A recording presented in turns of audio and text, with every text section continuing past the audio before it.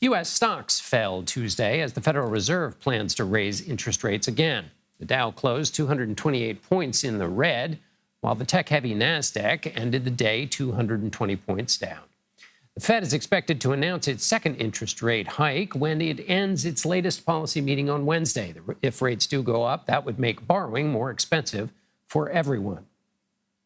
For more on this, I'm joined by Dion Rabouin. He's a reporter for the Wall Street Journal. Dion, welcome. Thank you for being with us.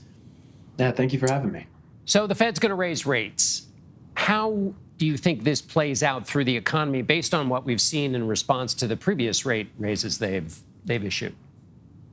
Yeah, well, this upcoming rate increase is different from the last one where the Fed was kind of scrambling to get the market on board with what it expected to do, unless they surprise, which is highly unlikely because they have coordinated pretty well with the media and with other folks, especially us here at the Wall Street Journal, about what they plan to do at their upcoming meeting. So unless they really surprise, I think the market is expecting them to do what they're likely going to do, which is raise rates 75 basis points. That's about 3 times the pace that they've hiked at historically in the modern era. So that's a pretty significant rate hike, but really the market feels like it's what they need to do. And as long as they do that, it's unlikely the market is going to be surprised that you're going to get significant sell-off or anything like that. It's going to be all about the details and what we hear from Fed Chair Jerome Powell, what we see in the statement and what their expectations are for the economy and what steps they'll need to take in the future. So, Dion, when people are listening for those details, can you give us a sense of kind of what they're listening for and how that plays out in the economy because for most people, when they hear the Fed, they pay attention to the number of percentage points, and then they figure their credit card bills are going to get more expensive. But give us a sense a little bit of how this then plays out through the economy. Well, it's all about forward guidance. And the Fed has said really most of this year that their number 1, number 2, and number 3 priorities are getting inflation back down, and they're going to do whatever it takes to do that. So the question really is, what does the Fed thinks it's going to take to do that? Interest rates are still historically low. Right now, we're at about 1.75%.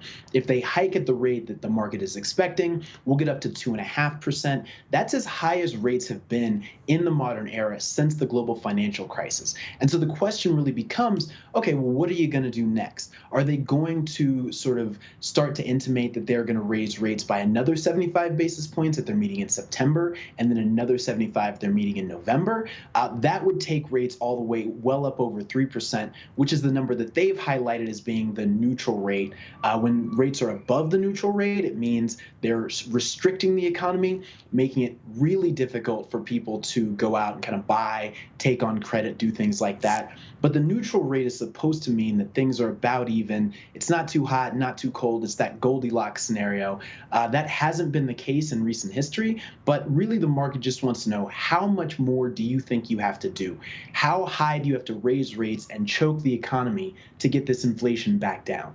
So people are listening not just for a number, but also future numbers and what they might be. Let me ask you this, Dion. Walmart said basically their earnings are going to go down because people are so shocked by this inflation. So they're cutting prices.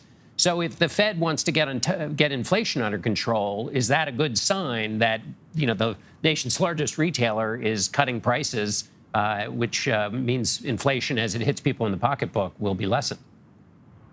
It's a sign. Listen, Walmart came out today and they just really said, look, in the future, things might not go as well as we said they were going to go. That's not them saying things are going terribly. We're marking down prices on everything. They're still raising prices, and you'll see within their earnings report, which was not out today. Today was just them giving a warning to the market. Their earnings are out in mid-August. So that's when we really get to see, okay, what are their net profit margins? How much are they really making? And if we know that wholesale prices or prices for businesses are going up by 11% as they were last month when we got the PPI, the Producer Price Index, well, if their net profit margins are higher than that, they're raising prices by more than the prices are going up for them.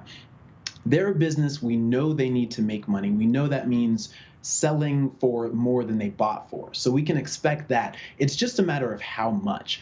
So Walmart, they're saying they're lowering prices. They mean they're lowering for them from the high levels that they were at previously. And they're now saying, okay, we couldn't bring them up here. Let's try it here.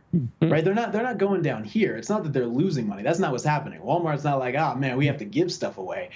This is much more the case that they raise prices, man, and they realize, maybe that's a little too high. We might have done a little too much there.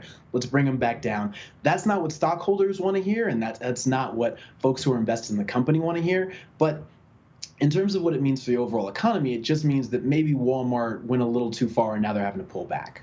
Thank you so much for helping us walk through that.